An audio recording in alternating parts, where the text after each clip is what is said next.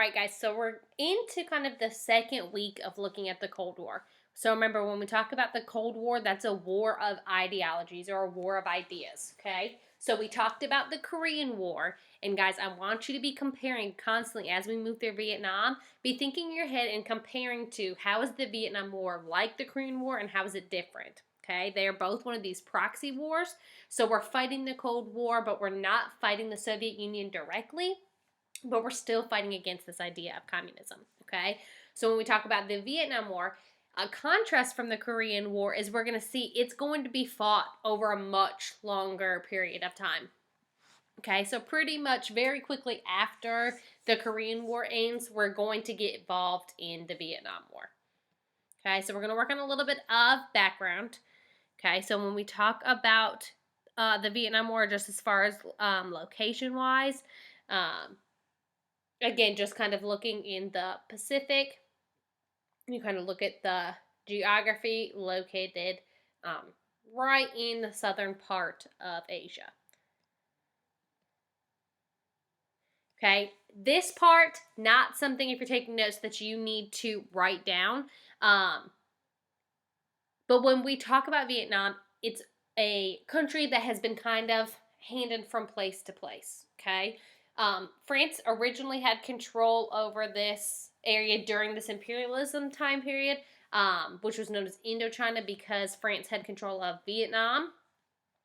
To look over here, Cambodia, Laos, and then also Thailand. Okay, so France controlled this whole area.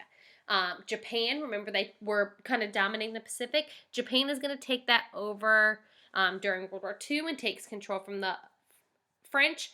After World War II, France tries to regain control over this area, okay?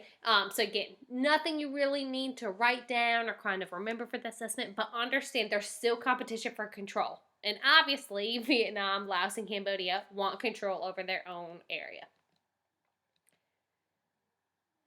Okay? This is where it starts to get important because we're going to introduce a key figure when we talk about Ho Chi Minh. Okay? The French are ultimately going to lose control to this man named Ho Chi Minh. He is a communist who is going to have the support of China's army because remember, China is also communist. Okay? He is also backed up by the Viet Minh.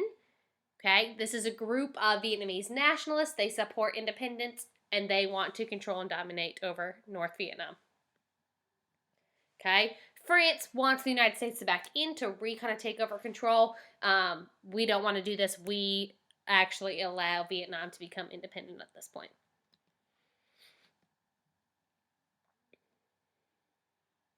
All right, so if you notice, just going back for a minute, if you notice, the Viet Minh have predominantly control over North Vietnam. So this should start looking familiar to what we talked about in the Korean War, okay, where half of the country is communist, half the country is going to be more democratic, okay? So what we're going to do is attend an international conference, okay, the Geneva Conference, and we're going to divide Vietnam, okay? So we're taking kind of like a preemptive strike, very similar to what happened in Korea. Okay, remember we talked about Korea's division in the DMZ. Okay, this is going to happen at the 17th parallel. Okay, Ho Chi Minh is going to control communist North Vietnam. Ngo Dien Diem is going to control South Vietnam. Okay, he's going to be democratic. He's French educated, left from their control. He is Catholic, and he's going to be backed up by the United States. So we're going to support him. Okay? This divide is not meant to be a permanent solution. This divide is only meant to be temporary until elections can be held. Okay? We want to have a democratic process, okay, and allow it to be fair.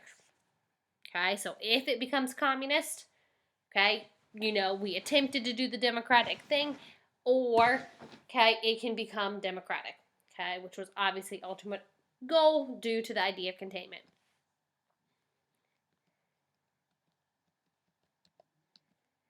Okay, so we set up a date, okay, for elections with the ultimate goal in the end, regardless, we're going to bring Vietnam back together. We're going to reunify Vietnam.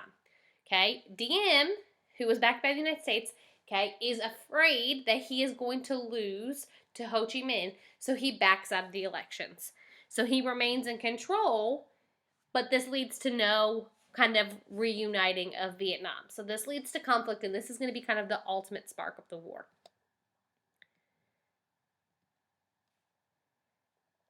Okay, so the U.S. is going to back up Diem, okay, because we obviously do not want the alternative of Ho Chi Minh taking control, spreading communism, okay? So originally, okay, our involvement is going to just be strictly, okay, mostly financial and military aid. We're not directly involved in the war quite yet, okay? Diem kind of gets a little bit power hungry. No elections have been held. He begins persecuting Buddhists within Vietnam. Um, Torture breaks out. There is no political freedom. Obviously, if he's unwilling to have an election, he's not really being truly democratic. And his power is his family was very wealthy and powerful, so he wasn't being democratic whatsoever. Just giving you a forewarning, okay, when we look at as a little bit graphic, but these Buddhists who were being persecuted and tormented, did this act of martyrship or sacrifice, okay, in protest of Diem's kind of abuse of power by literally lighting themselves on fire. Okay, this idea of self-immolation. Okay, they would literally light themselves on fire, obviously kind of causing death for them. And this is bringing attention, obviously. Okay, this is going to catch the attention, it gets the newspaper, and this begins to change the way that the U.S. public feels about Diem. Okay, we do not want somebody who would, his leadership and his control would lead someone to do this.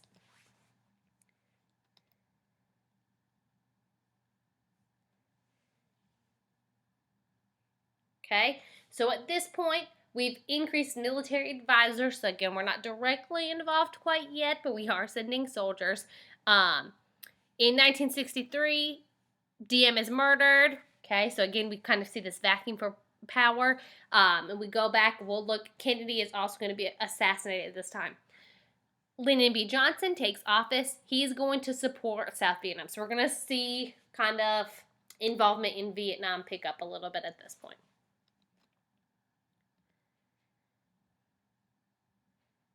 Okay, Johnson's going to send more ground forces. Okay, he gets a little bit more public about it, and again, he's going to kind of review this idea of the domino theory.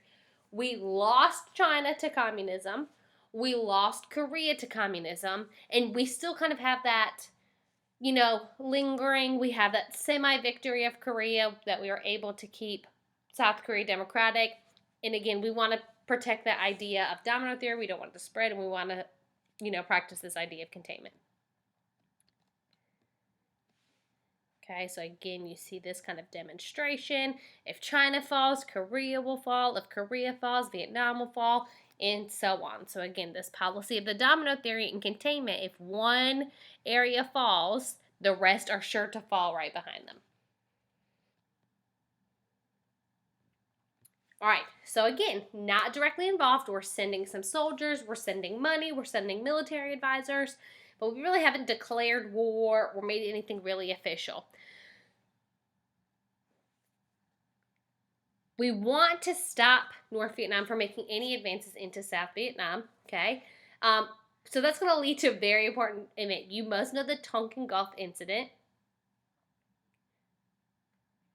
Okay, so what happens is we have a shift. So again, so the divide's about right here. Okay, we want to make sure that they're not being invaded. So we have a U.S. ship here. We're not really supposed to be in North Vietnam. Okay, so we're kind of spying, but again, keeping it very hush-hush. And then the ship is going to be attacked.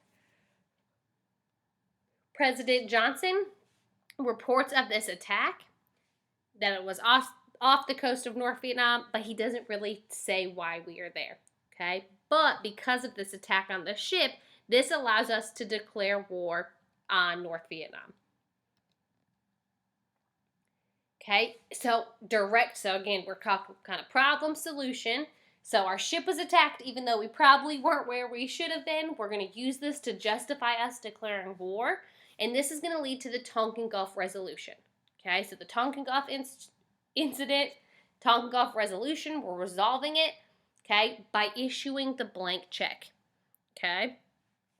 Now, if I issue a blank check, okay, to y'all, I just hand one of y'all a blank check, you get to fill it in, okay?